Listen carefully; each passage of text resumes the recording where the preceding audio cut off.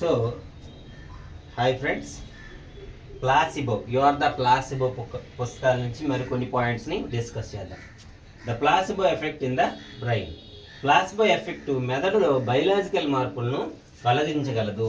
ఒక వ్యక్తి మందు తీసుకుంటున్నాడని నమ్మినప్పుడు మెదడు ఆ మందును మిమిక్రీ చేస్తుంది, అంటే ఆ విధమైనటువంటి కెమికల్స్ని రిలీజ్ చేస్తుంది. ప్లేసిబో మెదడులో న్యూరో ట్రాన్స్మిటర్లను ఉత్పత్తి చేస్తుంది. డోపమైన్, ఎండార్ఫిన్ లాంటి రసాయనాలను ప్లేసిబోతో సహజంగా విడుదలవుతాయి. ప్లేసిబో మెదడు శరీర సంబంధాన్ని చాటి చెప్పిన శక్తివంతమైన ఉదాహరణ.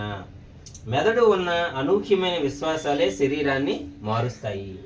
ప్లాసిబో ఎఫెక్ట్ మెదడులో బయలాజికల్ మార్పులను కలిగించగలదు. ఒక వ్యక్తి మందు తీసుకుంటున్నానని నమ్మినప్పుడు మెదడు ఆ మందును మిమిక్రీ చేయగలదు.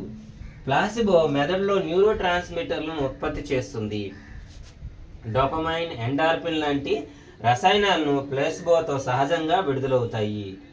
ప్లాసిబో మెదడు శరీర సంబంధాన్ని చాటి చెప్పిన శక్తివంతమైనటువంటి ఉదాహరణ.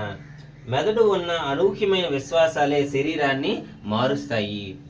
So my dear friends, placebo effect అనేది మెదడులో ఒక రకమైనటువంటి బయోలాజికల్, అంటే మన ఆరోగ్యం బాగుంది అన్న భావన చేసాము, లేదా మనము అన్ని విషయాల్లో బాగున్నాము అనే భావన చేసినప్పుడు మన మనస్సులో కూడా ఏదైతే భావన చేస్తున్నామో దానికి అనుగుణంగా శరీరంలో మార్పులు కలుగుతాయి. ఒక వ్యక్తి మందు తీసుకుంటున్నాడని నమ్మినప్పుడు ఆ మెదడు ఆ మందును మిమిక్రీ చేయగలదనమాట. అలాంటి భావాలు. ప్లాసిబో మెదడులో న్యూరో ట్రాన్స్మిటర్లను ఉత్పత్తి చేస్తుంది. డోపమైన్, ఎండార్ఫిన్ లాంటి రసాయనాలను ప్లేసిబో సహజంగా విడుదలవుతాయి అన్నమాట.